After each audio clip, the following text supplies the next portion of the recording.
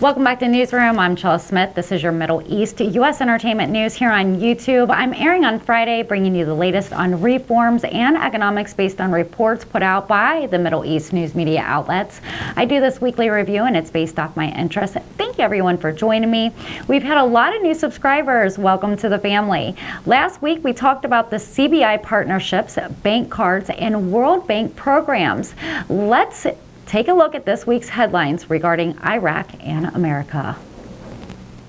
Shabak News reports the Iraqi Prime Minister Mustafa al-Kazimi confirms that Iraq today is stronger than it was before and stands with a greater confidence in the international stage, indicating that he is drawing his own pace locally, regionally, and internationally. Al-Kazimi said in an article published by the Foreign Policy magazine and distributed by his media office, when U.S. President Joe Biden arrives in the Middle East this week, he will reach a region that faces many challenges, such as tourism, food security, and climate change. But the Middle East today, a region faces these challenges with a group of leaders seeking positive change. I will represent a recovery of Iraq that stands with a greater confidence on the international stage, he says, and it is stronger than it has been since President Joe Biden's last visit in 2016, and even when they met in the Oval Office last year, he added. Al-Kazimi continued that the United States has played a major role in supporting Iraq over many years, and they are grateful for the help and sacrifices that the Americans made to support them, explaining that Iraq is drawing its own footsteps today, locally, regionally, and internationally. Shabak News reported the media office of Iraqi Prime Minister Mustafa al-Kazimi confirms his participation in the summit that will host by Saudi Arabia earlier next week. With the participation of leaders of the Gulf Cooperation Council, Egypt, Jordan, and the United States of America. In a statement, it was said that the summit will discuss early food security, environmental changes, and outline steps for cooperation, partnership, and joint coordination regarding these crucial issues that the people of the entire region are suffering from. The U.S. Ambassador to Iraq, Alina Romanowski, said that the United States supports Iraq's economics integration with the countries of the region through an upcoming summit that will be held by Saudi Arabia and include the countries of the Gulf Cooperation Council, in addition to Iraq, Jordan, and Egypt, and in the presence of U.S. President Joe Biden.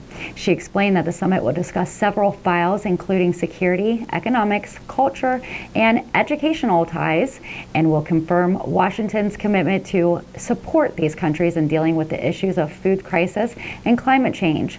Wednesday, U.S. President Joe Biden arrived in Israeli capital, the first stop of his visit to the Middle East. Joe Biden's plane landed at Ben Gurion Airport. Shabak News reports the Iranian market enters the new 1,000 and 2,000 two-min banknotes, where 4 zeros were deleted. The banknotes were printed at the time of former Director General at the central bank and signed at a time according to the semi-official Iranian agency FARS. In the upper part of these banknotes, the zeros are seen in a faint color, while in the lower part of these banknotes, they have been completely deleted. Magazine News reports the World Gold Council announces that Iraq's reserves of gold remain stable during the month of May, indicating that Iraq's maintained its position 40th globally out of 100 countries listed in the table with the largest reserves of gold. It is the largest schedule for the month of May 2022 that the council said that the global central banks added 35 net tons to a global gold reserves, which is the second consecutive month of net purchase. Pointing out that this month, Iraq's maintained its 40th global position out of 100 countries listed in the table with the largest gold reserves, reaching 96.4 tons of gold, which represents 8.8% of the rest of the other reserves.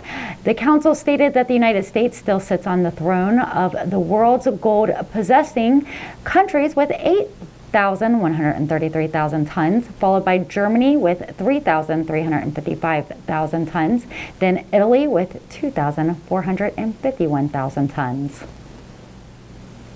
Magazine News reports the newly appointed British Finance Minister Nazim al-Zahawi announced on Saturday his candidacy to lead the Conservative Party to replace Boris Johnson at the head of the new government.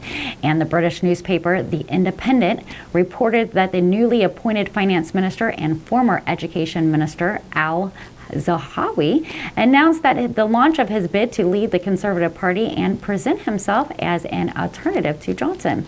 Zahawi is the second minister in Johnson's government who has demonstrated his ambition to lead the Conservative Party and to form a government after the Transport Minister Grant Shapps.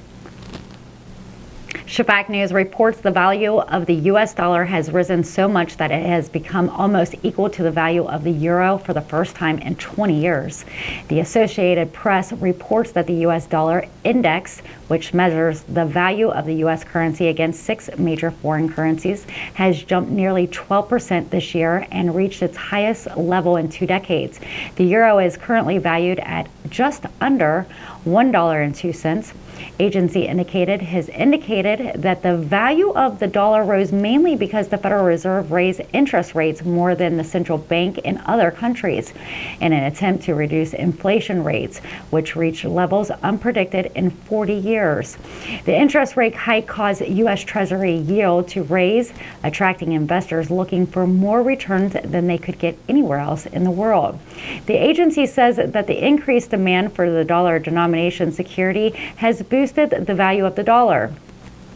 Also contributing to the raise in the value of the dollar, according to the chief economist at High Frequency Economics, Rubella Faruqi, is that despite concerns about possible recession in the United States, the U.S. economy is stronger positioned compared to Europe. The value of the euro has fallen largely due to growth fears that the 19 countries that use the currency will plunge into recession. The war in Ukraine has inflated oil and gas prices, negatively affecting European consumers and business alike.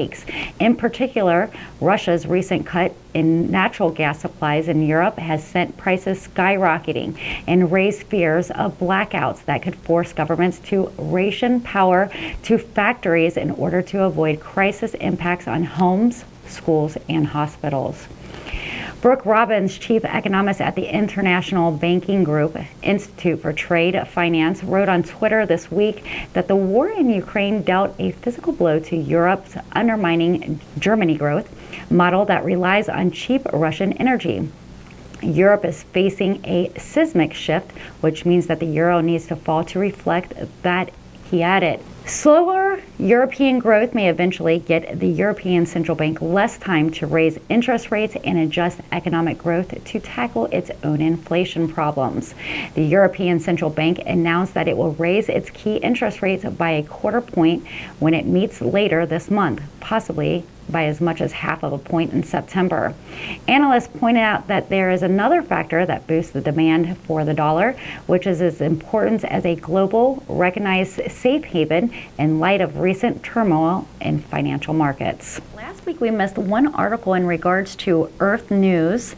They reported that the representative of the Secretary General of the Security Council in Iraq, Janine Plasheret, said that Eid al-Adha falls this year at a sensitive stage that Iraq is going through. Plasheret expressed her hope that the political class will make the necessary sacrifice for the benefit of their society and country, so that way all the Iraqis can look unitedly to brighten their futures. You've been watching Newsroom Weekly Review. I'm Chella Smith, your Middle East U.S. entertainment news on reforms and economics, bringing you all the latest Dinar news without having to keep up with all the different outlets. I'm here on YouTube every Friday, so don't forget to subscribe. Shout out to Currency 365 for his continued support. If you want to learn about stocks or cryptos while waiting on the dinar to revalue, you can join him and his crew for the most recent updates. He's back on YouTube. Welcome back. And if you want to be a part of the elite group, you can find him on Patreon. I have opened up a Telegram group under Newsroom Chella Smith where I'm showing whoever wants to learn how I'm preparing to do my exchange. You can find the link in the community chat by following the instructions to Open EDU 101 chat, where you can join me and our Newsroom family on Mondays or Wednesdays at 10 a.m. I also provide the free downloads as they were given to me. If you miss those calls, you can always join us on Patreon for the replays. I hope you have enjoyed this week's Newsroom broadcast. Thank you, everyone, and I'll see you guys next week. Take care.